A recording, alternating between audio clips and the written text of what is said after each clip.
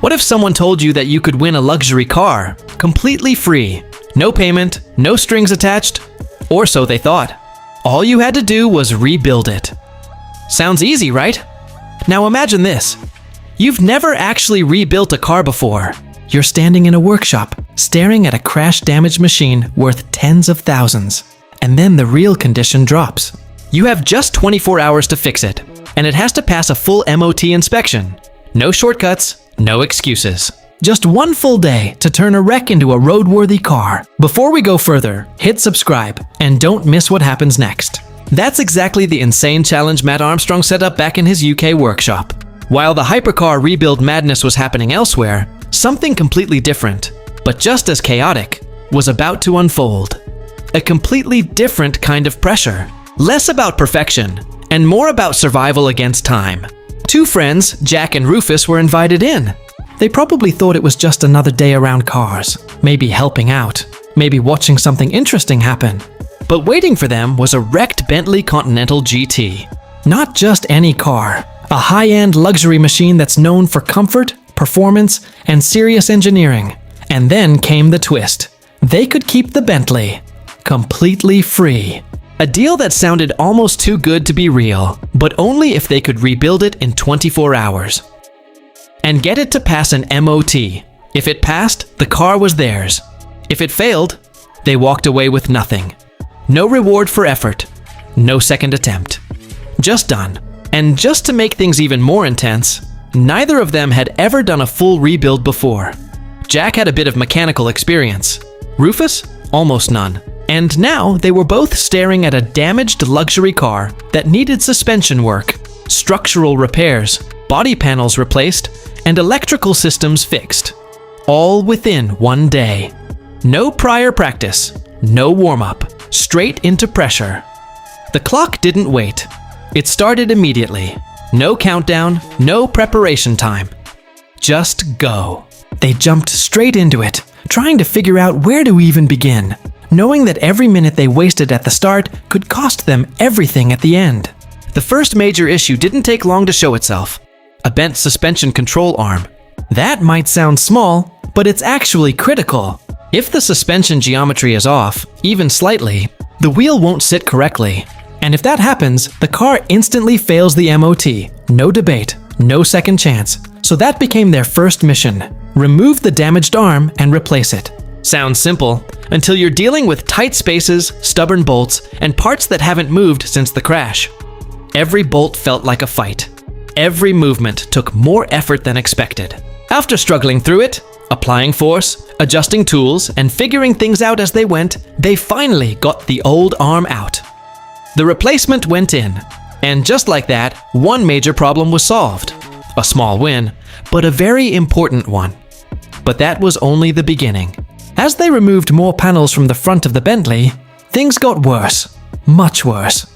Behind the body panels, they discovered structural damage. The metal frame itself had been bent during the crash. This wasn't just bolt-on parts anymore. This meant cutting, drilling, grinding, and welding. Real fabrication work. The kind of work that usually takes experience and precision. And remember, they had never welded before. At this point, the challenge went from difficult to genuinely intense. This was no longer just a rebuild. It was a test of how fast someone could learn under pressure. They didn't have the option to quit. They had to learn on the spot. To fix the structure properly, they needed to remove the damaged sections completely. That meant drilling out spot welds and cutting away parts of the frame. Every move mattered. Cut too much and you create more problems. Cut too little and the damage remains. There was no room for careless mistakes. After carefully removing the damaged area, they positioned the replacement panel. Now came the moment they had no experience with: welding. They picked up the MIG welder and gave it a shot, for the first time ever. And somehow, it worked. It wasn't perfect, it wasn't clean, but it held. And in a challenge like this, that's all that mattered. Strength over beauty, function over perfection. With the structure repaired, things finally started moving in the right direction. They began putting the car back together piece by piece. The new headlight was installed. The freshly painted wing went on. The front bumper came together. Slowly, the Bentley started looking like a car again instead of a wreck. You could actually see progress. And that kind of progress gives you hope. It pushes you to keep going, even when time is working against you. But time was disappearing fast. With only a few hours left, the pressure started building. Every decision had to be quicker. Every mistake mattered more. There was no longer time to double-check everything. It was now about trusting your instincts and moving forward. And then, right when it looked like they might actually pull it off, disaster hit. The dashboard lit up, warning lights everywhere. But two stood out immediately: ABS and the airbag system. Those aren't small warnings. Both of those are instant MOT failures, meaning everything they had done up to that point could be completely useless. Hours of work, potentially gone in a second. At this stage, panic could have easily taken over, but instead, they went into problem-solving mode. They started scanning the car, checking wiring, tracing faults, trying to figure out what exactly had gone wrong. Staying calm became just as important as fixing the problem itself. And eventually, they found it. The crash had damaged the ABS control module. Inside that module, a tiny electronic component had come loose from the circuit board. One small piece. That's all it took to shut down the entire ABS system. That's the reality of modern cars. It's not always the big damage that stops you. Sometimes it's the smallest detail, something you can't even see at first glance.